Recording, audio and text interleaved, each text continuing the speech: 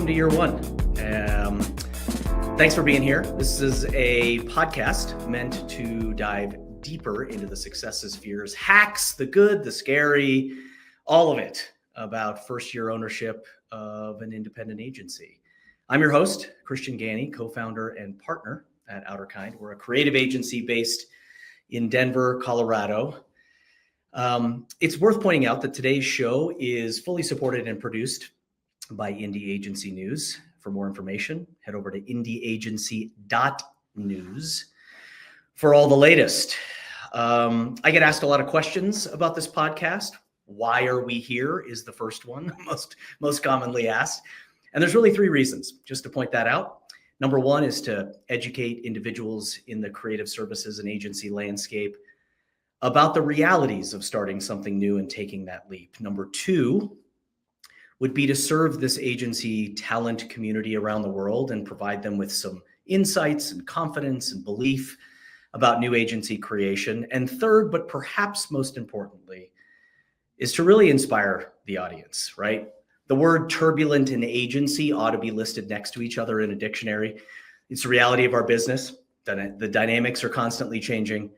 And for some, that's a scary proposition. And for others, it's an opportunity. So hopefully today's conversation can inspire a few of you out there. And thanks for being here. So today, I could not be more excited about who we're talking to, especially given the commentary about constant change and evolution. Our guest today, man, he's got a really interesting background, to say the least. To say he's done it all would be an understatement. Been a part of big global ad agencies like BBDO, Y&R, McCann Erickson, JWT, you name it, he's been there. In addition to some of the smaller agencies like today. On top of that, he's been a client, so be careful what you say to him. The perspective here is really interesting to dig into. So please, without further ado, let's welcome from the great city of Detroit, my former hometown, our guest today, Adam Wilson of Decal. Welcome, Adam. Thank you, Christian. That was much too kind, but I'll take it.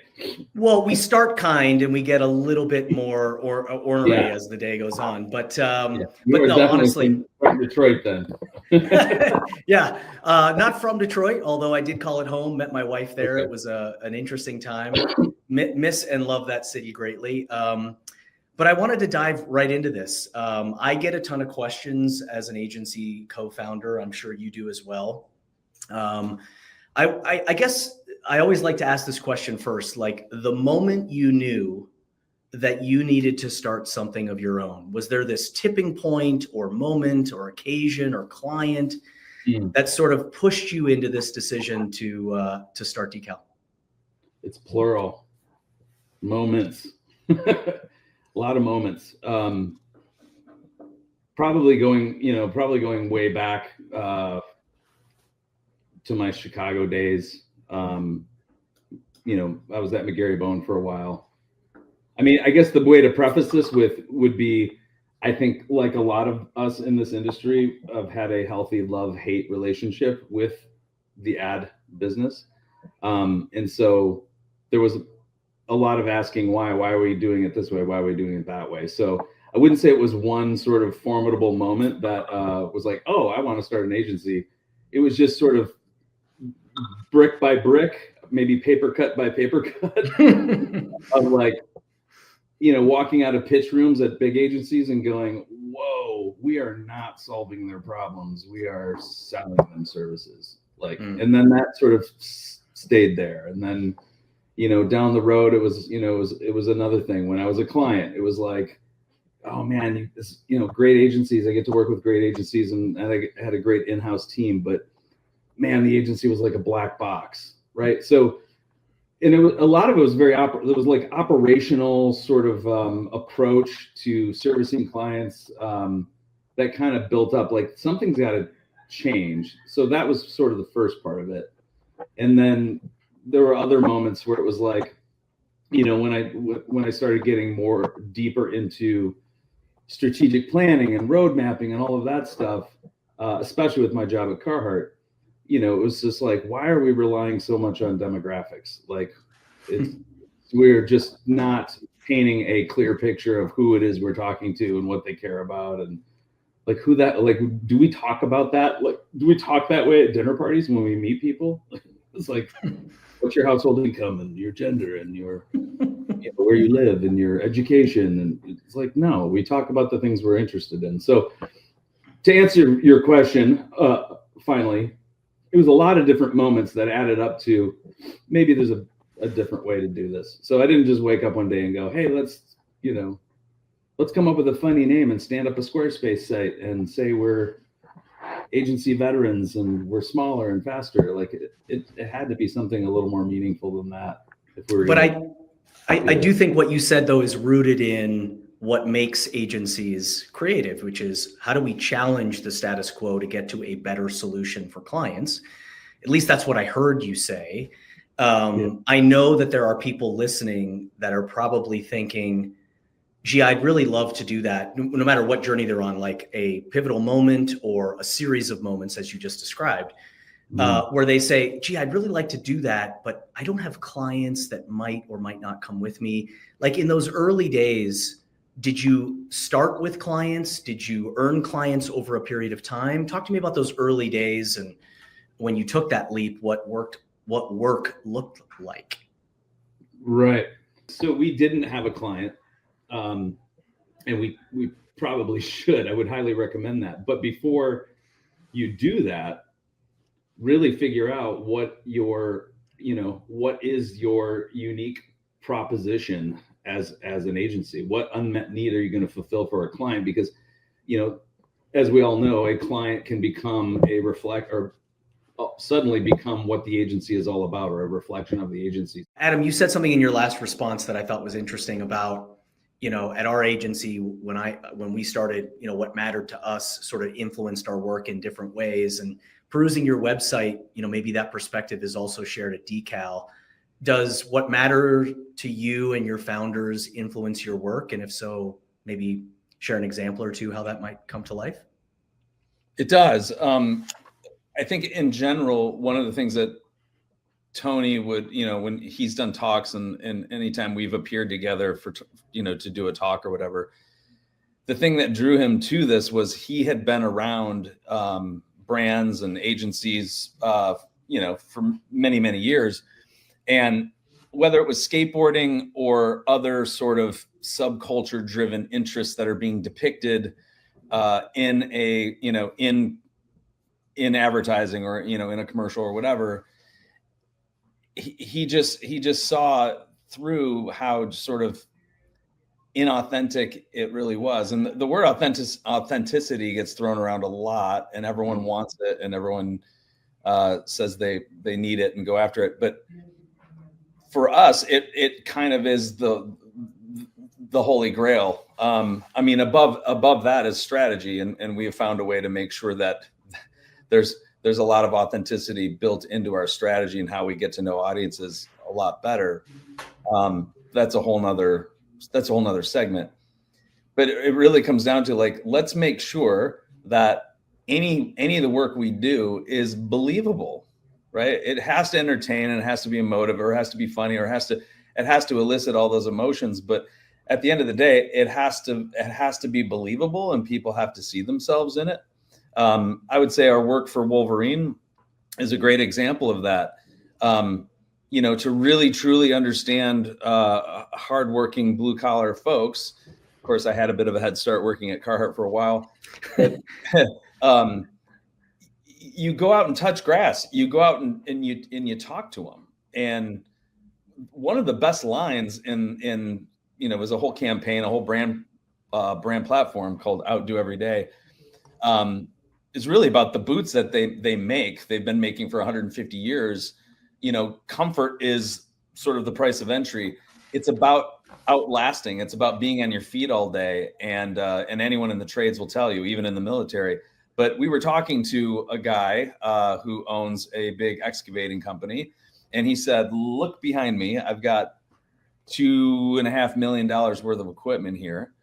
But the most important tool I own is attached to my legs. And as a writer, I was like, ooh, that's a line. But it wasn't just the line. It was that was the little gift of the insight, a little insight gift that we built most of it on, and that line did end up in one of the spots, but we embedded ourselves with 3 different families who have owned family businesses in the trades for more than 3 generations. So I think it's like 72% of family businesses in the skilled trades don't last past the 2nd generation. We went and found 3 and 4th generation family businesses in the trades, and we literally embedded ourselves with them to create the brief, not to shoot. And then once we narrowed it down, we started with about 12 of them.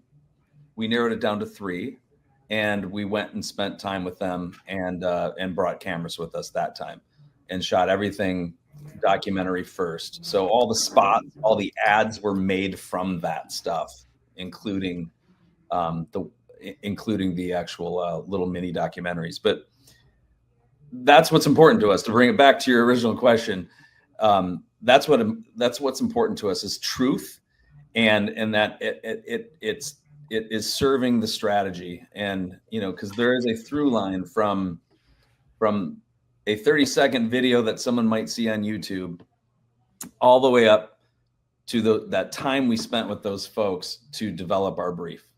Yeah, I see that. And I feel what you're saying, because it almost has a way of architecting solutions through that authenticity. And I wanted to bridge 2 things here that you just said, and maybe you can expand on it. Authenticity being really important in the example you just shared, but also you mentioned the name Tony. And I don't know that all of our listeners know the history between you and this authentic subculture specialist and athlete, Tony Hawk, who is also a co-founder. Yeah. How does, I know you may get this question a lot, but I'd love to know how his either mentality, his methodology has influenced the culture at the agency. It has a lot. I mean, when we first started this, we knew that we wanted this to be, how do we create a fully functional agency that can service the needs of contemporary, brand marketers, clients, but do it with fewer ad people. Yeah. And so Tony kind of represents the tip of that iceberg, where it's like, where can we get more people like yourself who really understand brands? He certainly doesn't understand or know every single acronym like we do. I think there's more acronyms in marketing than there is in the military. But, how can we get more agency outsiders into the mix that really understand culture, really understand how that weird confluence of commerce and culture, when those 2 things come together, and he really truly understands that, and he opened the door to a bunch more people that probably wouldn't have taken my phone call, and these are all people on our advisory board. They all have a stake in Decal, and people like Paul Blair. He won a Grammy, one of Lady Gaga's producers. He really understands music and all of that. But the point is, like, without going through like the Rolodex of the people on our advisory board and how somehow this white middle-aged dude from Michigan gets to work with all these really fascinating people. What you're describing to me is a bit of a hack. You figured out a way to say subculture and non-endemic agency, historians, or those that had a role in ad agencies previously, are really going to be at the top of our list. We're going to find those individuals who are plugged into the culture in different ways and try and extract the strategic way in which we can bring ideas to life. And then we can do the mechanics of the traditional ad agency world. That's what I heard you just say, that Tony has in fact influenced or helped guide. Is that a fair assessment? Yes, that is exactly what Tony brings to the table. And it has affected everything we've done, including our strategic approach. It's called the decal sub method. I was hesitant to give it a name for a long time, but we finally, at the behest of some former clients and current clients, are like, yeah, you should name that. So we did. We named it, and that really wouldn't have happened had we not brought Tony and these agency outsiders together. Because you can't go to a new client, you can't go to a CMO and go, hey, we're different because we have these agency outsiders. Like, that's cool, makes for great conversation, but what have you done for me lately? What will you do? How can that help me become a more relevant brand? And that's what this group helps us do, and it's helped inform our strategic approach, which really, honestly, without going into the detail and the tools we use and all of that stuff, is it really double clicks on the on your consumer profile, or on those consumers in your segmentation, and paints a much higher fidelity picture of what motivates them, truly based on the subcultures they're a part of. Yeah, it's really fascinating what you can learn. We just went through this with Scott's. They own, I don't know, they dominate their category. And so they know more about those who buy lawn care products than anyone else. Out of their segmentation, they pulled 2 out because we're helping them launch an entirely new brand. And they said, this is your audience. And we said, great. They seem like nice people. But we'd like to get to know them a little more. And they said, well, we'd like for you to get to know them a little more too. And they were very willing to let us, bring in another sort of methodology, strategic methodology. It doesn't upend how they approach it or anything. It's sort of additive, and it's very quick. But we basically went in and took those people, and we found the subcultures they're a part of.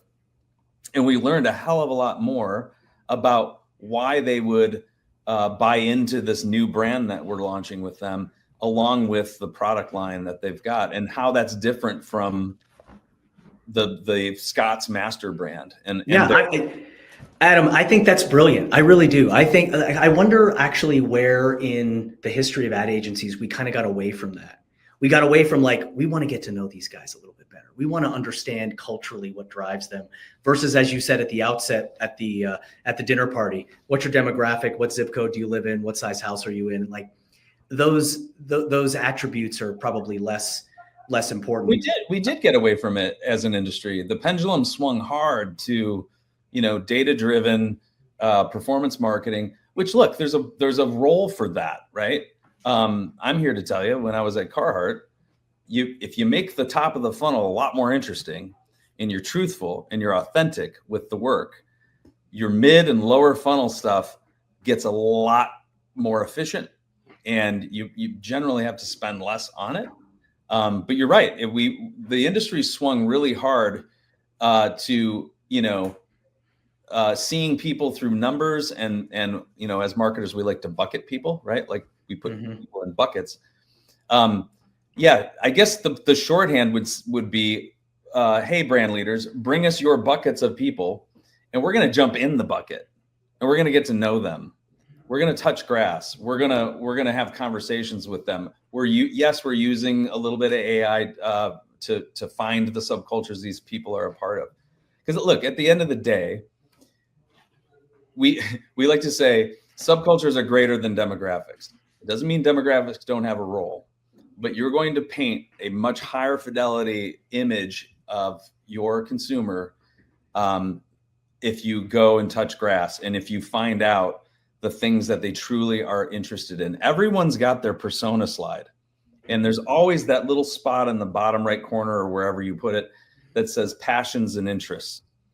And let's be honest here, right? Like, usually you'll see social media, like MRI data says they index high for social media. It's like, well, who the hell doesn't?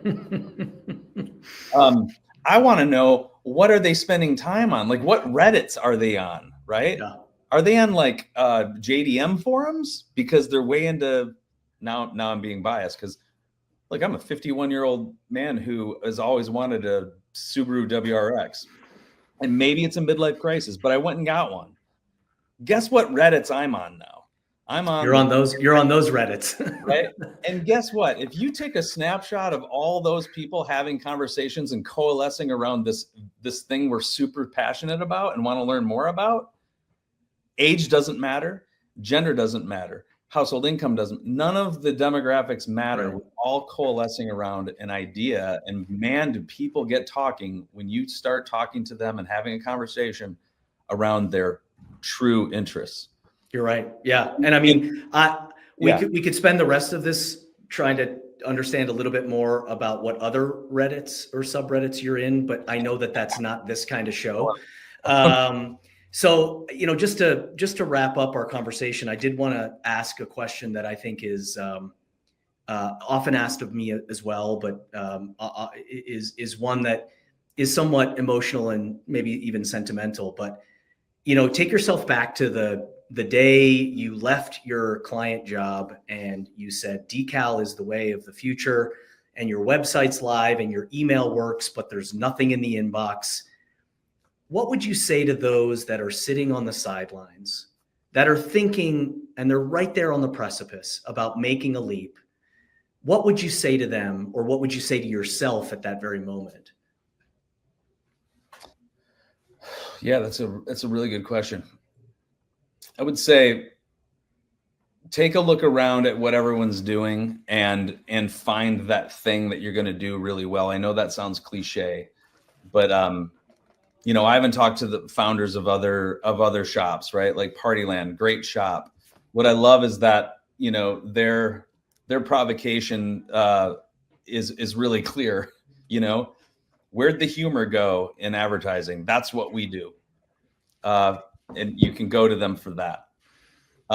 So I guess the first thing would be really think about what unique positioning or unique offering you're going to bring to the industry, because it seems like there's indie agencies are having their moment, and it's great. And we're all kind of in this together and huddling for warmth, and love seeing indie agencies. When we lose to other indie agencies, it doesn't sting, because it's like, right, look, another indie agency won something. We're all doing something great. So get your positioning figured out. Learn the market, and really figure out your differentiation.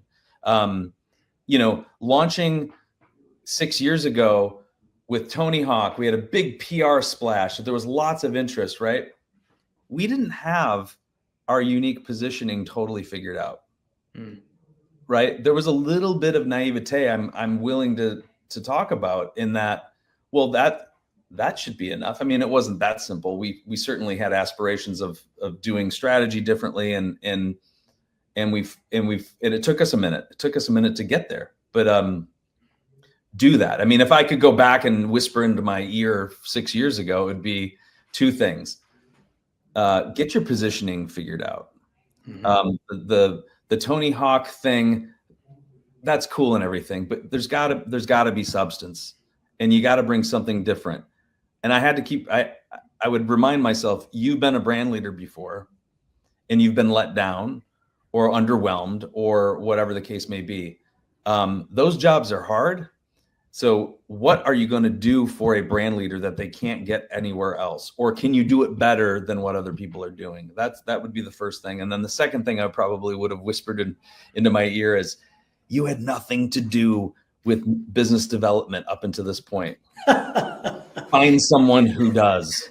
Yeah. Right. Yeah, that has been a common response to that question. Yes. Oh God, we were so insulated. It was like, all these wonderful pitch opportunities just sort of came out of nowhere and landed in our laps, and we got to get on airplanes and go into pitch rooms and all of that stuff. And suddenly it's like, oh, so who goes and gets those? Yeah. Well, those are terrific pieces of advice, rooted in differentiation and rooted in passion, and, maybe learning a new skill like new business, which is never a bad thing. Right. Where can we find more information about Decal, and you? Well, you can, I am on the big old high school known as LinkedIn. You are? Yes, where everyone's trying to get everyone's attention in the hallways. Yeah, I'm there. You can go to www.decalagency.com. It's DCAL. And then, we're okay on the socials. Nice. So that's at Decal Agency. So that's awesome. Oh, well, I got to tell you, I learned a lot today. I hope the listeners did as well. I wanted to thank you for spending just a few minutes of your time to share a little bit about your background and history, from big agency client side to the wonderful world of indie. Thank you so much for being a guest today, and we'll talk to you again soon. Christian, it's been a pleasure. Thank you so much.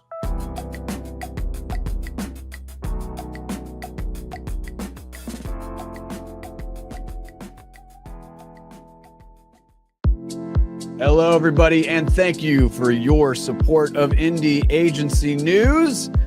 Let's meet an indie agency. We're going sort of coast to coast with Adam Wilson and Tony Hawk, co-founders of Decal.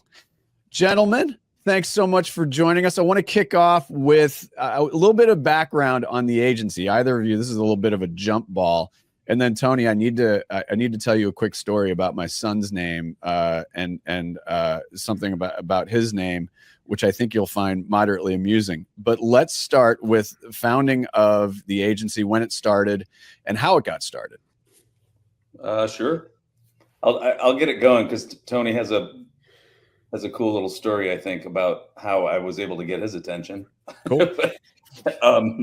Yeah, we started in late 2018. Okay. And, just in time, for a pandemic a year later or so. Right. Right. Which is a whole nother story. We don't count that year, but we made it. Right. We didn't really get rolling until probably January of 19. So, that's when we started. Obviously, my connection to Tony, that's a whole nother story for a whole nother segment, or it's actually better. It's better told over a beer, but yeah.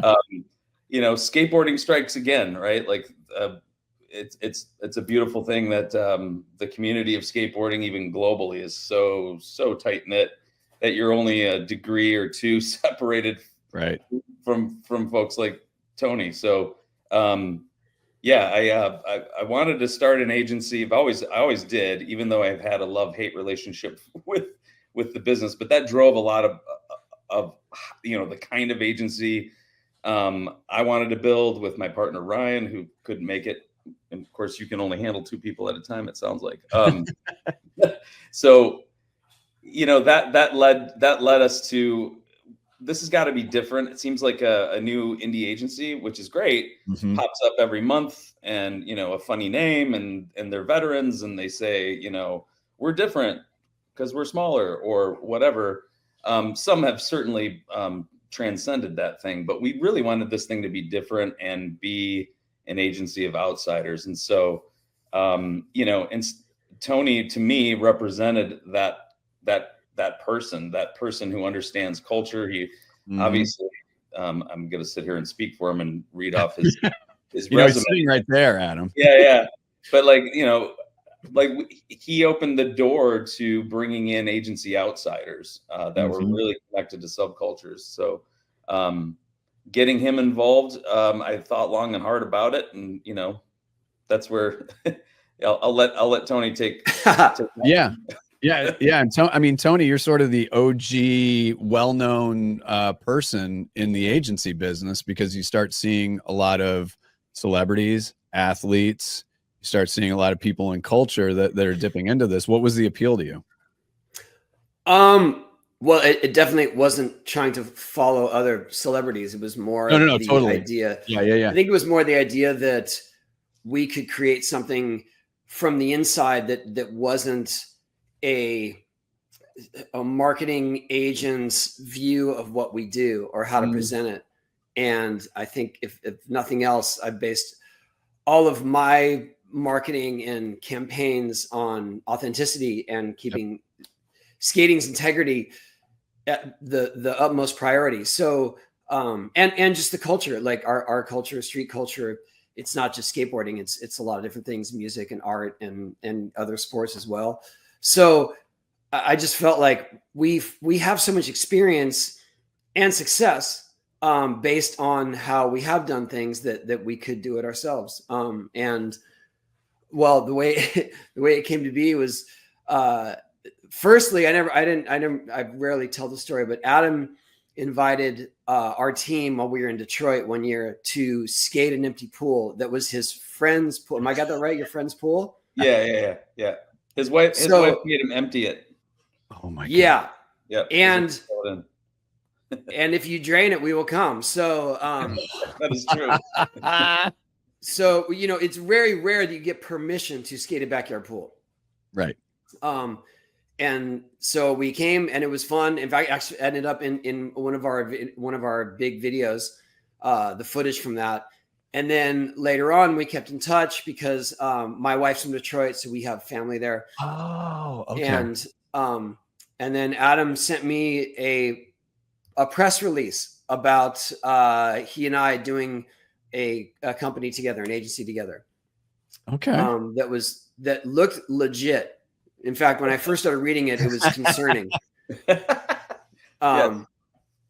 And as I read further, I realized that this is a really good idea, and so I can't say that I was the catalyst for it. I think it was more Adam's brainchild, but I really liked the thought of being more in control and being able to be a resource for other companies that are trying to not break into our sports, but to at least tap into them.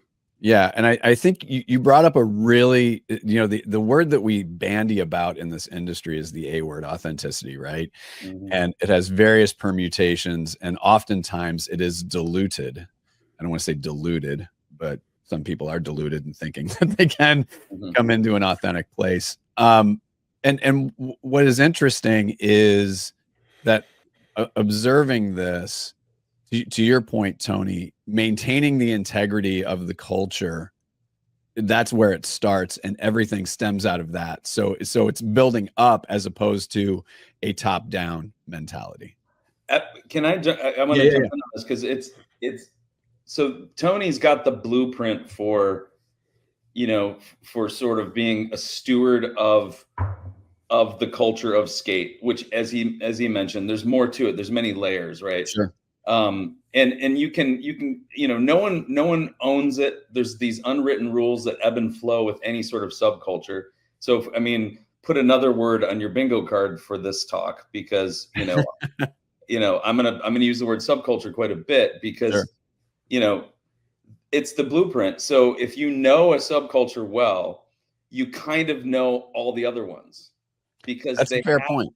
Because they have similar dynamics. So hip hop culture, I'm a middle-aged white guy in the suburbs, but I know more about that subculture, not because of experience, but because I've experienced skate. Of course, there's some overlap there, right.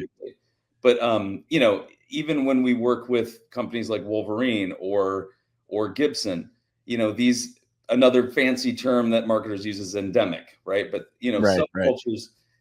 And so that's kind of Tony's just his natural ability to kind of look at a subculture and kind of protect it and make sure that whatever's being done there is authentic. Right. Is something we've adopted and is really kind of at the heart of how we do things and how we, how we've constructed things. Yeah. And I think two other words that I throw in there that I talk about a lot are authority and credibility. Right. Yeah. So Tony and both of you have the authority and the credibility. And so there are no questions as opposed to, well, we're really not sure. It's just locked in, it seems like, with both of you, which I think is a huge benefit. What would you say, we've touched on a few things. Obviously, what would you say the agency is best known for in the top 3 core strengths? Oh, best known for. Look, we're in the 5 years we've been operating. I can't say we're not grabbing headlines like Mischief. Love their work. When Giant Spoon did the Westworld experience, everyone wanted that, right? Decal hasn't put anything out there where everyone's like, well, we want that. Like we want what they do, right? And I'm not discounting the work of Mischief and all of that. I mean, they're great at making a brand pop in the moment, or, you know, or how Liquid Death is, you know, demonstrates that the brand is the brand is the, you know, brand is product and product is brand by owning the internet every 2 weeks. Like that's so what we're doing. And I think we're beginning to build a name for ourselves is in our ability to kind of unlock renewed relevance for established brands. It doesn't mean we don't work with late stage startups and stuff like that. Right. Yep. You know, where there's a longer term remit that cannot be solved with one amazing award-winning activation or TV spot. So, you know, we've done that with Gibson, we've done that with Wolverine, my time at Carhartt, like even Gucci, like, you know, these are brands that have been around for a long time, and this is where, you know, again, it comes back to really understanding, trying to get past demographics. I mean, like, I know this is a bit dated at this time, but like a formidable moment for me was Chris Anderson's book in 2006, The Long Tail. Oh, sure. Yeah. Yep. Yeah. I mean, that was mind blowing. It's like, oh my gosh. It's still relevant. There's a lot of relevance to it. Well, and that's just it, right? It's like when you're at a dinner party, you don't sit there and talk to someone about you know, through the lens of traditional demographics, you know, how much money you make, where you live, what your gender you are. It's about what people are interested in. Yep. And at the end of the day, that's what subcultures are. And Tony's, you know, every venture he's been a part of, even outside of skate. Yep. I'm like bragging for you. It's like, it's because it's a brand or it's a business built around real human interest that transcend demographics. And that's the very human side of it. Tony, I'm going to ask you this question next, but I do want to tell you this quick story. So our son, 15 years old, his real name is Oliver, but he goes by Ollie. And when he was a baby, he was a baby. I had one of my former high school lacrosse kids that I coached. I think you know where I'm going with this. He said, "Did you name your son after the skateboarding trick?" And I said, I paused. And the correct answer is yes. Yeah, I know. I did pause and I did say, "Oh yeah, of course I did." Yeah. And I will say that the kids, our daughter likes a little longboarding. She likes a little cruise. Our son was dabbling with it. Ollie couldn't do an ollie, so I'll leave it at that. We'll get him back. Okay, then you don't have to use that answer. So I have a friend who named his son Indy because he skates.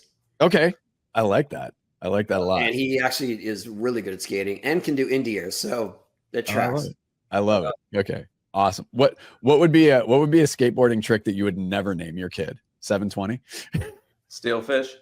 Wow. There are some bad ones. There's some really bad ones. Yeah. I mean, I don't think you want those types of answers, but there was a trick in the 80s. I forgot what it actually was. Really obscure. It's called a jealous husband. Get out.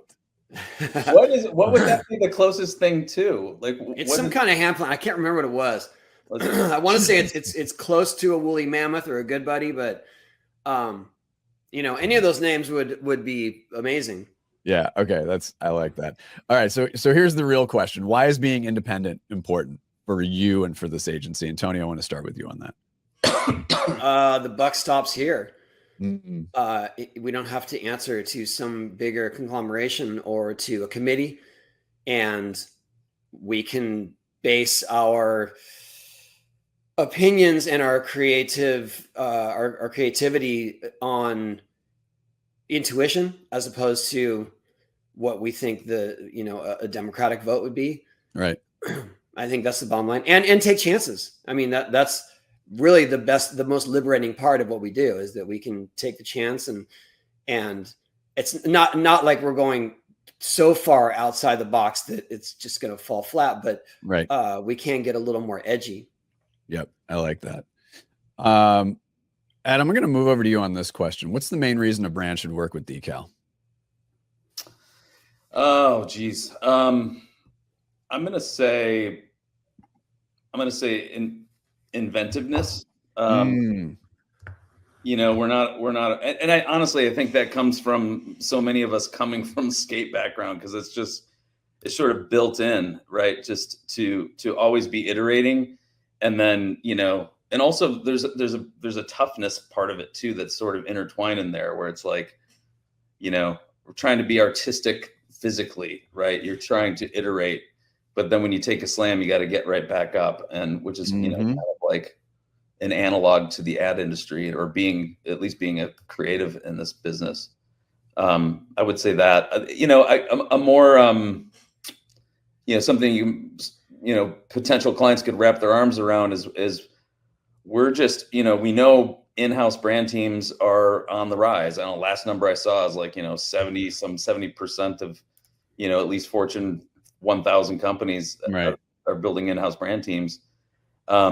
I know this well because when I was at Carhartt on the client side, I had an in-house brand team. I also had an agency. I had a hybrid thing happening, but we are really, really good at assimilating and filling the gaps and sort of morphing and working with brand teams. You know, the brand team at Gibson, my God, they are so talented and fairly deep. And you know, it took a minute for them for us to earn their trust and all of that, but you know, they would be the first to tell you they wouldn't have been able to do some of the work we've done with them without us. You know, we're kind of a force multiplier for in-house brand teams. Yeah, it's the outside perspective is so unbelievably important. So unbelievably important.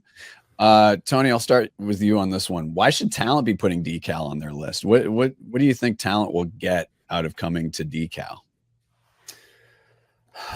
Efficiency. I mean, we work very quickly and easily, and we're core. You know, we walk the walk. I think that's probably the most important thing. I know it's baked in authenticity, but it truly is. Like we get the culture. We understand how to speak to them, how to keep things. There's just no way that you would see what we do and think that it's forced. Right. Or that we're trying to capitalize on a culture, because we live in it and we care for it. Yeah. What's that deck behind you, by the way? Tell me. This one? Yeah. There's a kind of complicated TikTok story behind this deck, but this kid chased down his FedEx driver. Oh yeah, that's a good story. East Coast. And said, "Hey, do you know Tony Hawk?" And he said, "Well, I know who he is." He said, "Will you get this skateboard to him?" And then he put it out on TikTok, and here it is. Oh my God! I did send him a skateboard in return. Don't think I just stole this. No. I figured. Yeah, but it was from Cooper. All right, Cooper. I love it. Oh my God, Cooper! So great. We close with this. Can I add? Can I add? Go ahead. Yeah, add to that. Yep, go for it. Oh yeah. So one other thing I think is really cool, and this would fit into an answer for your, you know, well, your other question earlier, but because we are so sort of networked, right? Because we have this advisory board of folks that probably wouldn't have returned my phone calls. Like Tony introduced us to this amazing talent in Atiba Jefferson. Paul Blair, who won a Grammy for you know, producing with Lady Gaga. He's a DJ. Like, you know, these are people that have never spent a day at an agency. Jessica Murnane, you know, a wonderful women's health advocate and author. Not only do we get to work with them, but they have introduced us to their network of even more. So they're sort of the tip of the iceberg, and this is a huge differentiator. I can't think of another agency that has, I don't know, I think we're about 30-40% like pure agency outsiders, you know, call them cultural provocateurs, whatever you want to call them. Right. But you get to work with those people. Like when we got a chance to relaunch Maestro, which is a famed guitar pedal brand that started it all. And we wanted to see what the sound would look like visually. Was there a way to visualize the sound, the tone that each of these pedals made? And so through this network, we found a hacker / sound artist who wrote us an algorithm that allowed us to plug a guitar in, and the pedals created all the graphic art for the campaign. Like, people can work here, and instead of going, like, I've worked at big agencies where, I would have had to take that to a producer, right, who would have said, well, we're going to go to work with the Mill. By the way, they're amazing. The Mill's amazing. Yeah. But we're going to fake it because he's incentivized to use those partners, and right. But we get a whole network, and again, Tony's sort of the tip of that spear. Yep. I love it. But that network of people have also experienced the worst of big marketing demands and campaigns. Yeah. So I think that's the sort of silver lining to the people that we have that we can reach out to, because they know and have been sort of scared, not scared straight, but definitely are hesitant to do those kinds of things. And then when they work with us, they're like, oh, we have the freedom, and you actually listen to us. And these things are actually put into motion as opposed to getting designed by committee. Yeah. Which we affectionately here at Indie Agency News call a camel, which is a horse by committee. So final question, bit of a thought exercise, whether they are a current client or not. Who's a CMO or marketer you want to say hi to? You want to like kind of get on their radar a little bit. Geez. Woefully unprepared for this question. That's okay. I was in radio for 15 years. I can stretch a little bit. Let me pull up my CRM and see who hasn't opened our email. I would say, Little Birdie has told us that Norm, the new CMO at General Motors. Oh yeah. We're swinging for the fences now, baby. Yeah.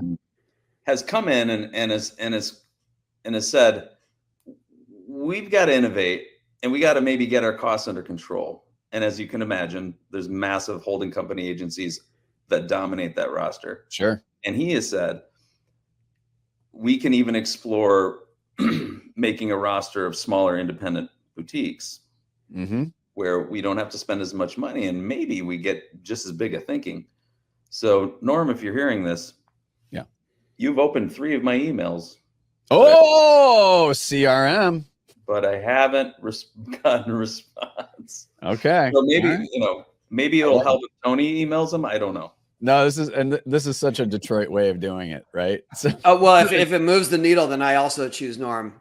Okay. Yeah. Norm. And I'm happy to send a couple of emails myself. And like I said, we love Detroit. We actually bought a house there a few years ago. It's awesome. So, I understand the love for the Detroit automotive as well. Yep. No, it's amazing. I still have my 64 Stingray. Oh, God, it's like we have topics for more shows from both of you. Gentlemen, this has been a treat. You'll be seeing my ugly mug in Detroit, and I do make it down to Southern California more than I care to admit. Being an Oregonian, we're not allowed to say that we love California, but here we are. But I want to thank you both very much. This is really exciting. This is just such a great foundation that you've built, and I'm really, really looking forward to seeing where all this heads. And you brought up the talent piece of it. Talent, if you're watching this and you're not necessarily in the business, but you love doing things, reach out to Adam and Tony. Gentlemen, appreciate you taking the time. Best wishes for continued success, and we'll talk soon. Thank you.